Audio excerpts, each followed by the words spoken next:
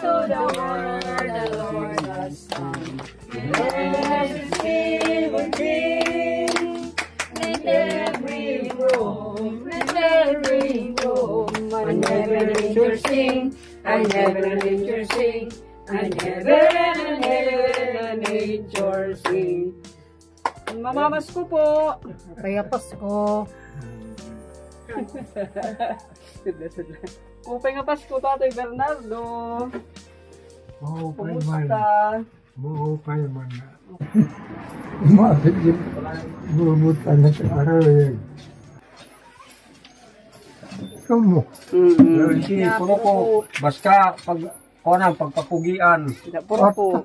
Pagugupitan po natin si Tatay. Nalaga akin. Nakukuhan ka kayo yan ang langhag. Minsan lang daw siya naliligo. Minsan lang. Sugadan ha, ni guwapo, perme, kinaparigo. Natubtib na naman niya pag balik ka akin nga ka. Tatay, hindi nakakaparigo. Gabo. Dere ka, pwede mas nangiligo. Sugara. Nakalay nga akin yung mga malat. Anong matahawan. Mas ko daw lang na ay. May nim harawan Tatay din he. Ha? May nim harawan.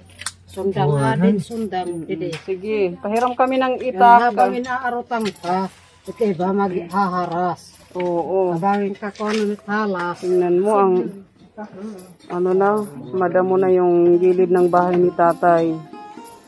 Ayan. Ayan. Ayan.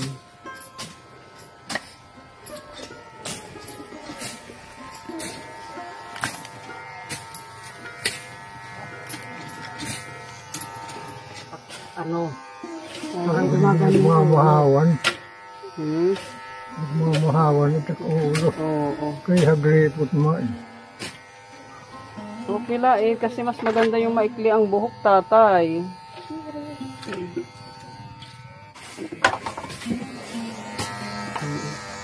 Hindi na makit nila yung ginagangkay. Patit bungot pag-aarutan, ano Tatay? Arot damay. Patit bungot.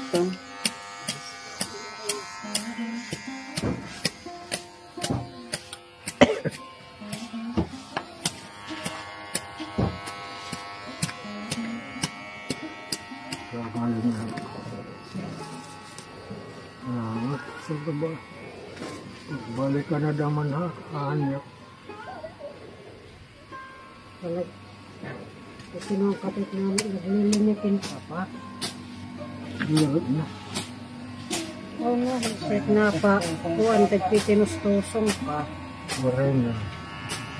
Ibig na.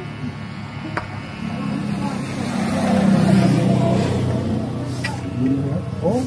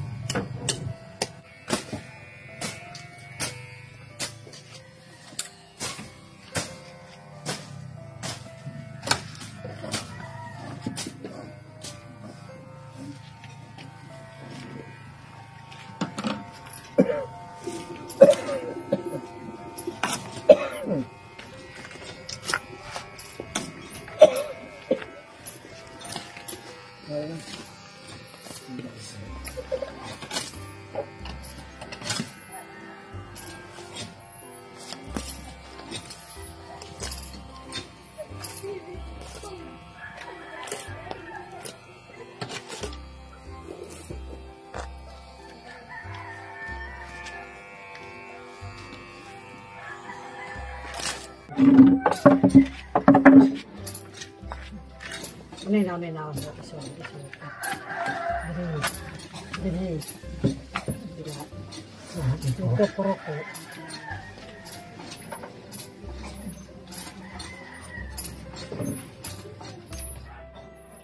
Hinihingal. Kahit lang nakahiga. Pagka pumihit yung katawan ko. Oo. Hindi makaano, hingal na hingal eh. Tingnan mo naman ito, hindi ko malampasawan. Opo. Dahil hindi makapihit yung katawan ko. Tsaka yung tubig. Hindi ako makaigib. Nahirapan kayo pag mag-iigib. Pag may pera ako, nagpapaigib ako. Magkano binabayad mo sa nag-iigib? 5, yung timba. 5 piso bawat timba. Yung mga labahan ko nga, hindi malaban dahil wala ko binabayad. Opo, hihingalin kayo sa paglalabad. Ano na lang ginagawa nyo pag wala na kayong isusuot? Yung nagkaka-ano-ano yung... Doble-doble na lang. Hindi rin po kayo makaligo ng araw-araw. Hindi. Wala. Pag walang tubig, Opo. pag mayroon, yun, kakaligo. Meron na po sa inyo nagbigay ng pamasko? Wala pa. Wala pa, kahit Wala isa. pa. Yung sa barangay, Wala pa. yung sa senior citizen nyo po, nakakuha na po kayo. Wala pa yan nga. Ngayon na Enero. Sa January pa po, bali next year pa po. Tagtatatlong buwan yan eh. Medyo Amot kung matagal-tagal pa. maperme yan eh. Perme yan eh. Tagtatatlong buwan, yun lang inaasahan ko. Opo, tatay, tiis-tiis lang kasi ganyan talaga yung kalagayan ng ating buhay. Importante may ayuda galing sa gobyerno. At hindi ka naman pinapabayaan ng mga Capone family sponsor para abutan ng mga pagmamahal at pamasko para sa iyong pangangailangan. Gusto ko na umalis dito eh. Bakit, tatay? Pwede kaya gawa ko nga uli Ng ng tirahan. saan nyo gusto? Doon. Yung sa lupa ko. Saan yun? Saan po yun? Yung tinuturo ko sa'yo pag dumadaan tayo. Diyan sa Turuaka. Anong pangalan? Turuaka. Turuwaka. Turuaka. Tuluwaka. Kasi pag doon ako gawin sa hihiram lang ako. Mabuti na lang dyan sa sariling lupa ko. Doon sa Tuluwaka, may mga kapitbahay ka doon. Oo, yung may mga bahay dyan. Yun. Basta tayo, may bahay dyan na kung papunta ka rito, no? May pigil siya. Yun. Nagiging kapitbahay ko. At saka yung bumibili ng kupra doon. Bali marami doon kapitbahay. Oo, kaya lang malayo-layo. Ano yun? Sarili mong lupa doon. Oo. Ganun po. Sariling lupa ay dito. Kaunting lang. Nahiya ako agad. Huwag ka nang mahiya kasi total pinatira ka na dito nila. Oo nga. Hindi pa ako sinabihan na umalis. Pero ako na ang nagdaramdam na kakaintindi. Kaya ginaganyan ako. Hindi ako kailangan na. Unawain mo na lang sila, tata, yung kanilang mga damdamin kasi may mga problema din siguro sila. Kaya sila minsan iniisnab ka. Kaya minsan hindi ka pinapansin kasi siguro unang-una may mga gagawin silang napaka-importante sa araw na yan. Siguro. Pero ayaw ko yung gano'n. Wala po tayong... Kapitbahay. Magdaanuhan ng samaan loob. Hindi. Ayaw ko yan. Wala naman akong ginagawa dito na masama. Opo. Hindi ako nila pag anuhan yan.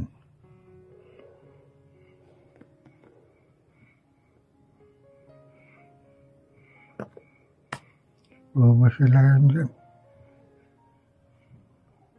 Pagtiisan nyo na lang po, tatay, kasi ganyan lang talaga, makakasama po yan sa pang-araw-araw natin na buhay, yung mga ganyang klaseng sitwasyon. Kailangan samahan po natin lagi ng dasal na gabayan tayo sa oras-oras at huwag tayong pabayaan ng ating mga anghel sa langit. Tsaka huwag lang mag-isip ng hindi maganda, tatay, yung mga negative na iniisip nyo, huwag nyo nang isipin yun. Kasi po, hindi makakatulong sa kalusugan nyo. Ang isipin nyo po yung mabuting mangyayari. Okay lang, kaya lang yung sa isipan ko yung nila sa akin. Huwag mo nang isipin yun. Ganyan lang talaga. Masanay na po kayo sa mga ganyang klaseng pakikitungo ng kapwa natin. Kasi ganyan po yung sitwasyon na hindi kayo masyado close sa mga pamangkin nyo. Sa bisis yung pintuhan ko, Opo. tinutulak yan. Anong oras po nung May mga itinutulak? mag-aalauna hanggang alas 12. 2 beses na yan.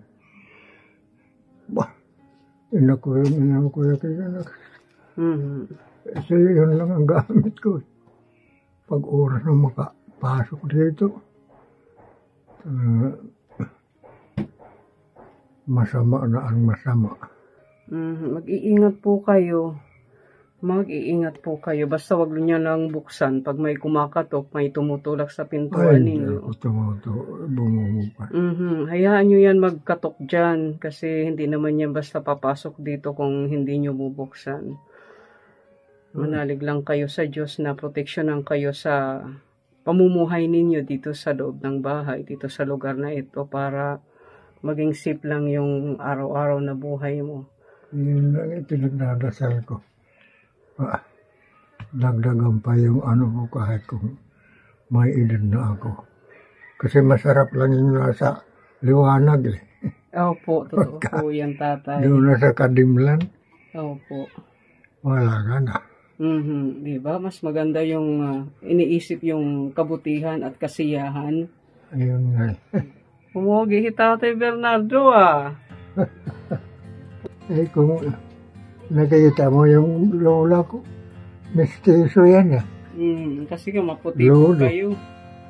Maputi po kayo. Natutuwa po kami na nakita ka namin at naman ang Diyos. Salamat sa Diyos at ganyan maganda yung kalusugan nyo. Yung yung hindi pagbabago, yung hinihingal pa rin po si Tatay Bernardo dahil meron po siyang chronic disease yung sa lungs niya. Pag kumilos ako nung kahit lang, naguhugas ako ng kaldero. Opo.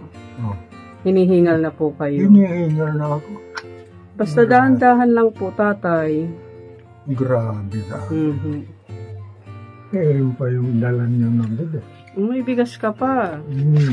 Meron pa si tatay, hindi pa nabawasan yung bigas na pinakahuling ayuda nila Sir Pony.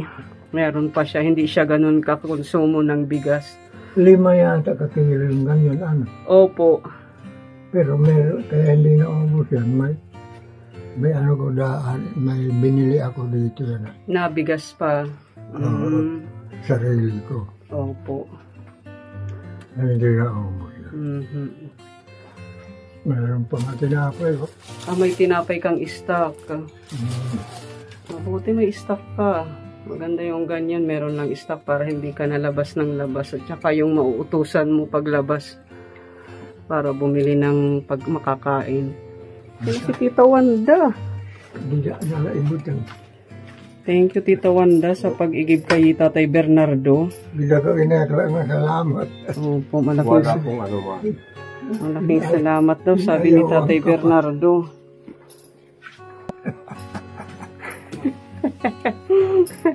Rube? Sa pogi ni Tatay Taraman, ang gwapo ni Tatay. Kanta higalaan ay kaming Pasko. Ang Pasko ay sumapit. Tayo ay magsiyawi ng magagandang himig. Nang sa Diyos ay pag-ibig. Nang si Kristo'y isilang, may 3 haring nagsidalaw, at ang bawat isa ay nagsipaghandog ng tanging alay.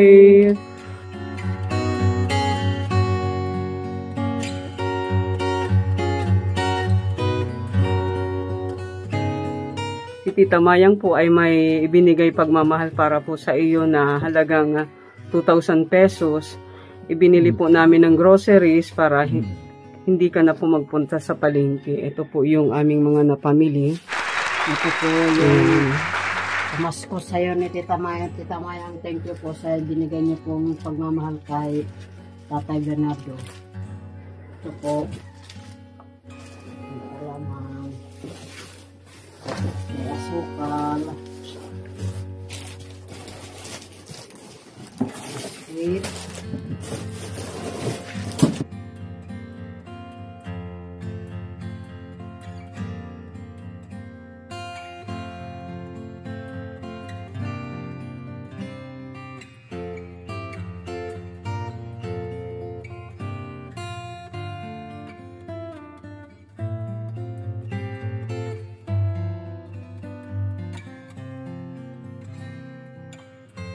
Opo, sabon po yung tatay.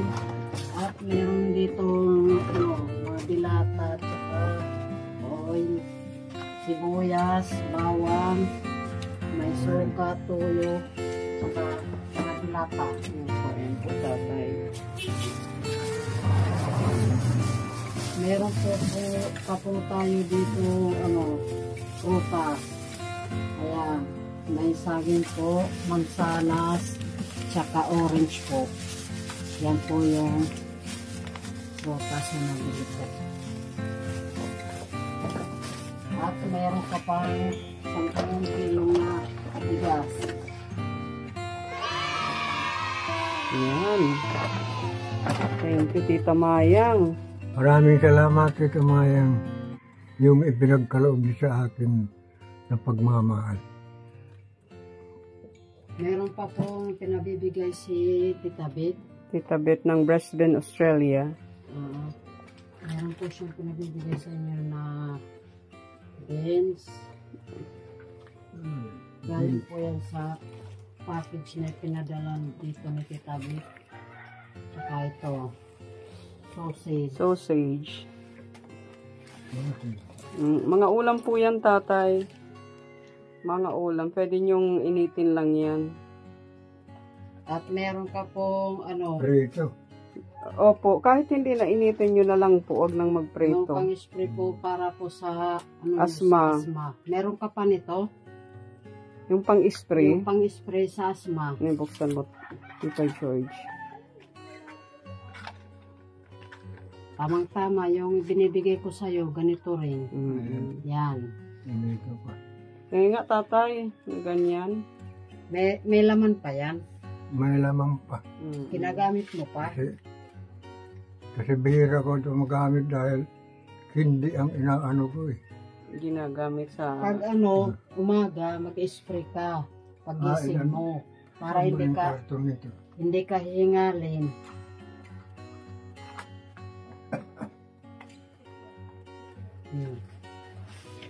Kape. Nagkakape pa kayo? Meron siya. Ito, paracetamol. Kung may lagnat.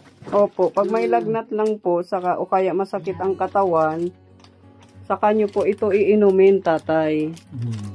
Paracetamol po. Paracetamol po ito. Kakain muna po kayo ng kanin bago kayo uminom nito, tatay. Maraming salamat po. Masaya talaga.